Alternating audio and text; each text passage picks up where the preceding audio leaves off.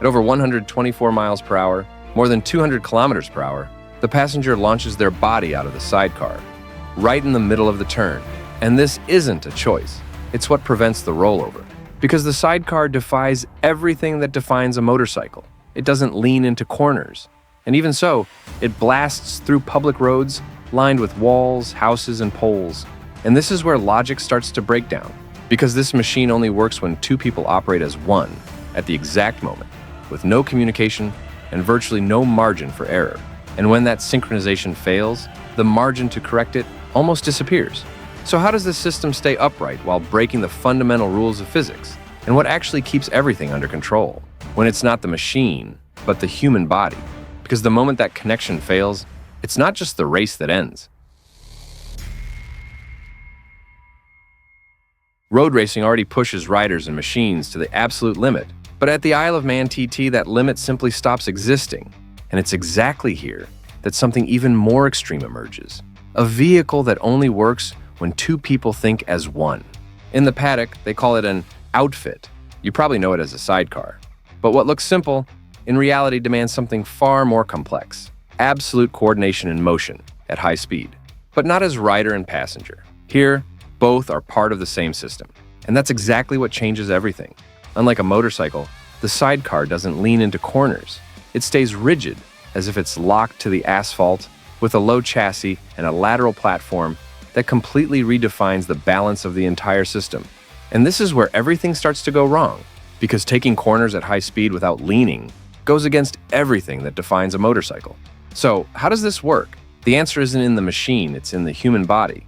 While the rider controls steering, acceleration, and braking, the passenger moves constantly to counter forces the machine alone cannot absorb. He shifts weight, adjusts the center of gravity, and keeps the entire setup stable, all in motion, all in real time. And this is not a subtle movement. In many corners, the passenger literally leaves the sidecar, launching their body outward, just inches above the ground, and everything around it, walls, houses, and embankments. Because this doesn't happen on a closed circuit, it happens on public roads, and at extreme speeds. The average hovers around 118 miles per hour, about 190 kilometers per hour, with peaks exceeding 155 miles per hour, over 250 kilometers per hour. The question is no longer how fast. It becomes one question: how does this not spiral out of control? Because the sidecar doesn't balance itself. It depends on human decisions happening at the exact right moment. One early movement breaks the balance. One late movement does the same. And it's in this invisible gap between action and reaction that everything is determined. What's most impressive is that there is no communication during the corner. There's no time to adjust and no room to correct. What exists is trust, absolute trust, that the other will do exactly what needs to be done at the exact right moment. And this reveals the true concept behind the sidecar. This isn't two people on the same machine. It's a single mind operating in two bodies. A synchronization so precise that it turns speed into something secondary. Because in the end, it's not about going faster. It's about getting it right together, every single time. But what happens when that synchronization fails? To understand what happens when synchronization fails, we first need to understand what is physically required to keep an outfit on the road. On paper, a racing sidecar is an engineering mistake. It's asymmetrical. Its center of gravity is shifted to one side, and unlike any motorcycle you've seen on the mountain course, it doesn't lean. Picture this. You're charging into a corner at high speed. On a superbike, the rider would simply lean the bike, using centrifugal force to keep the tires glued to the asphalt. On a sidecar, that doesn't exist.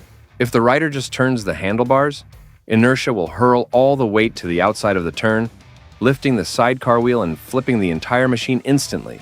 The only thing preventing disaster is the passenger. In the words of the Birchall brothers, the most successful record holders in the category, this is not a passive role. The passenger is the dynamic stabilizer of the vehicle. In a left-hand corner, the sidecar starts to lift, and the passenger has to throw his body off the platform, hanging just inches above the asphalt to keep the wheel down. In a right-hand corner, the load shifts into the sidecar, and he moves across the machine, pressing his weight into the rider to control how the chassis settles. And this is where the factor that makes sidecar the most intense category of the TT comes in: Physical exposure is absolute. While the rider is protected behind the fairing, the passenger is completely exposed on the outside, with their bodies sweeping just inches past stone walls, light poles, and hedges that line the roads of the Isle of Man. There's no margin for positioning error. 1 inch to the wrong side can mean direct impact with a solid obstacle at takeoff level speeds. But the real complexity isn't just physical, it's temporal.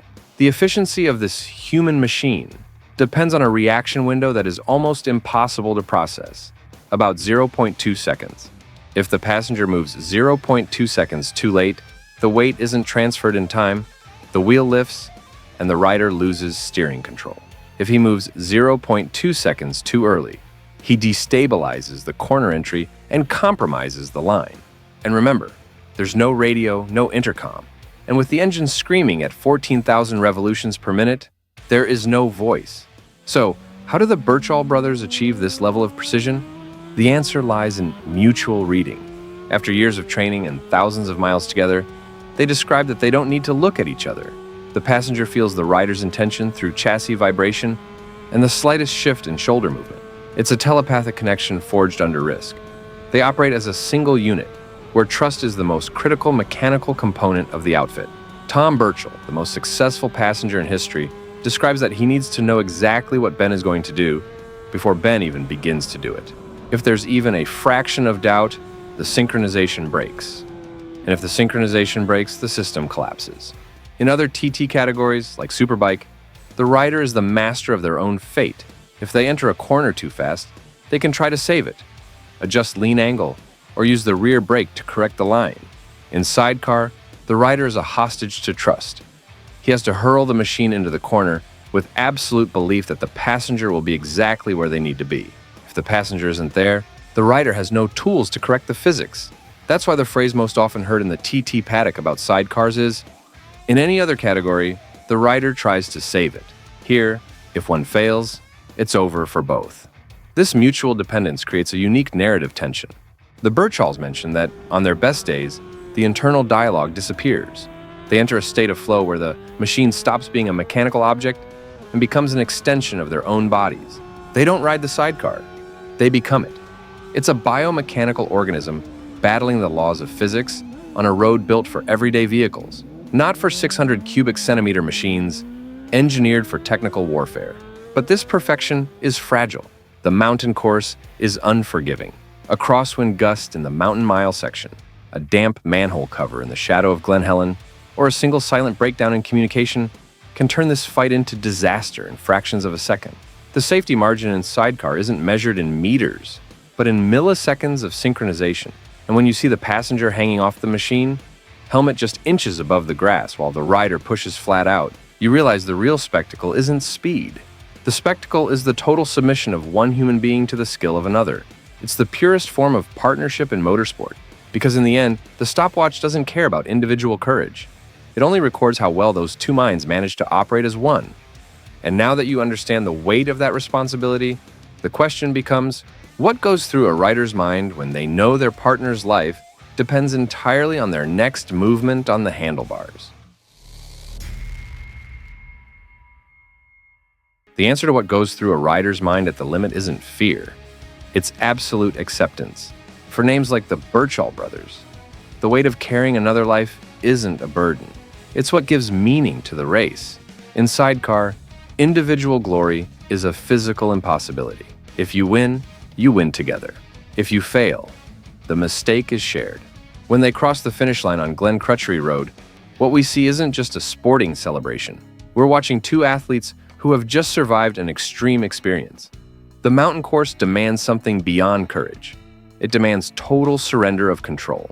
In a sport where ego usually dictates the rules, Sidecar is an aggressive reminder that the greatest achievements only happen when you depend 100% on another person. They don't win because they have the best engine or the highest top speed. They win because they became a single unit. Many look at the passenger hanging off the chassis, just inches above the asphalt, and see nothing but madness. But once you understand the invisible synchronization that keeps this machine on the road, you realize there's something rare at play. It's a level of trust that doesn't need words. It's felt in every inch of weight transfer, in every vibration through the chassis, and in every millisecond that separates a record from disaster. In the end, the sidecar TT isn't about machines. It's about the human ability to operate in perfect synchronization under extreme pressure. It's proof that, on the Isle of Man, the most important safety component isn't the brake or the helmet. It's the blind trust that keeps your partner exactly where they need to be while the world rips past at around 155 miles per hour. Because on this road, the limit is only beaten when two bodies and one machine operate in perfect synchronization. Now tell me this, which role do you think carries more weight? Being the rider who holds their partner's life in their hands, or the passenger who has no control over the brakes? If you had to choose a side in this outfit, where would you be? Drop your answer in the comments. I want to hear your take. If this video kept you hooked until now, don't forget to leave a like, subscribe to the channel, and turn on notifications so you can keep exploring stories of extreme challenges, impossible races, and people who push beyond the limit. And look, there's another video appearing on your screen right now. Click on it, and I'll see you there. Keep exploring. The world doesn't stop, and neither do we.